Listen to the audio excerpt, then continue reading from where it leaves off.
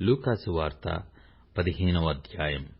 ఒకప్పుడు సమస్తమైన సుంకరులను పాపులను ఆయన బోధ వినుటకు ఆయన దగ్గరకు వచ్చుచుండగా పరిసయ్యులను శాస్త్రులను అది చూచి, ఇతడు పాపులను చేర్చుకొని వారితో కూడా భోజనము చేయుచున్నాడని చాలా సణుగుకొనిరి. అందుకాయన వారితో ఈ ఉపమానము చెప్పెను. మీలో ఏ మనుషునికైనను 100 గొర్రెలు కలిగి యుండగా వాటిలో ఒకటి తప్పిపోయిన ఎడల అతడు 99 అడవిలో విడిచిపెట్టి తప్పిపోయినది దొరుకు వరకు దానిని వెదక వెళ్ళడా?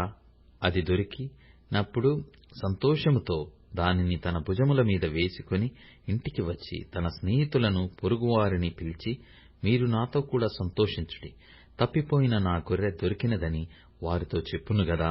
అటువలే మారుమనస్సు అక్కరలేని 99 మంది నీతిమంతుల విషయమై కలుగు సంతోషము కంటే మారుమనస్సు పొందు ఒక్క పాపి విషయమై పరలోకమందు ఎక్కువ సంతోషము కలుగును.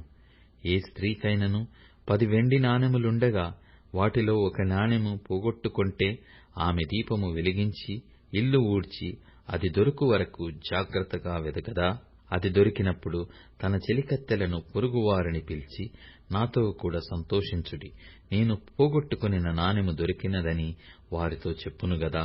అటువలే మారుమనస్సు పొందు ఒక పాపి విషయమై దేవుని దూతల ఎదుట సంతోషము కలుగునని మీతో చెప్పుచున్నానెను.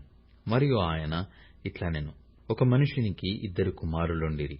వారిలో చిన్నవాడు, తండ్రి, ఆస్తిలో నాకు వచ్చు భాగమిమ్మని తన తండ్రిని అడగగా అతడు వారికి తన ఆస్తిని పంచిపెట్టెను. కొన్ని దినములైన తరువాత ఆ చిన్న కుమారుడు సమస్తము కూర్చుకుని దూరదేశమునకు ప్రయాణమైపోయి అచ్చట తన ఆస్తిని దుర్వ్యాపారము వలన పాడు చేసెను. అదంతయు ఖర్చు చేసిన తరువాత ఆ దేశమందు గొప్ప కరువు రాగా వాడు ఇబ్బంది పడసాగి వెళ్లి ఆ దేశస్థులలో ఒకని చెంత చేరెను. అతడు పందులను మేపుటకు తన పొలములోనికి వానిని పంపెను.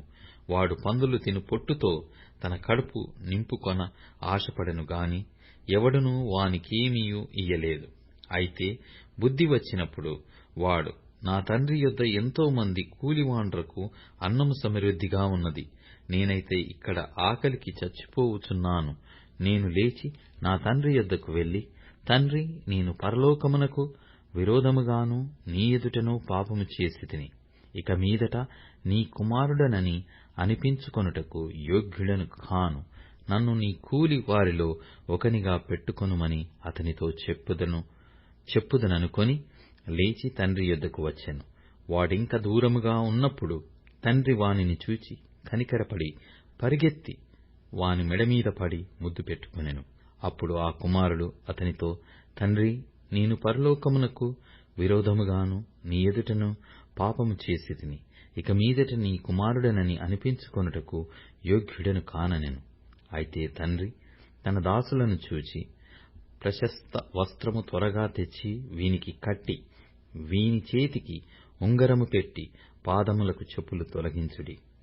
క్రొవ్విన దూడను తెచ్చి వధించుడి, మనము తిని సంతోషపడుదుము. ఈ నా కుమారుడు చనిపోయి మరల బ్రతికెను, తప్పిపోయి దొరికెనని చెప్పెను. అంతట వారు సంతోషపడసాగిరి. అప్పుడు అతని పెద్ద కుమారుడు పొలములో ఉండెను.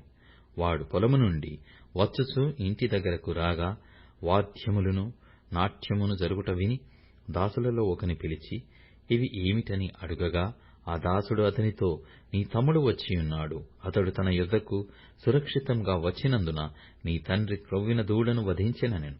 అయితే అతడు కోపపడి లోపలికి వెళ్ళనొలక పోయెను గనక అతని తండ్రి వెలుపలికి వచ్చి లోపలికి రమ్మని బతిమాలుకొనెను.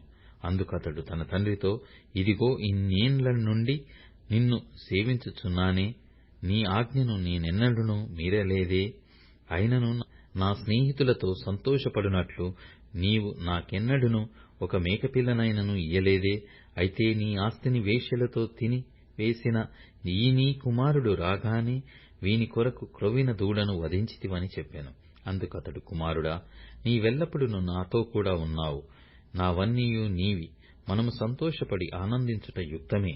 ఈ నీ తమ్ముడు చనిపోయి తిరిగి బ్రతికెను, తప్పిపోయి దొరికెనని అతనితో చెప్పెను.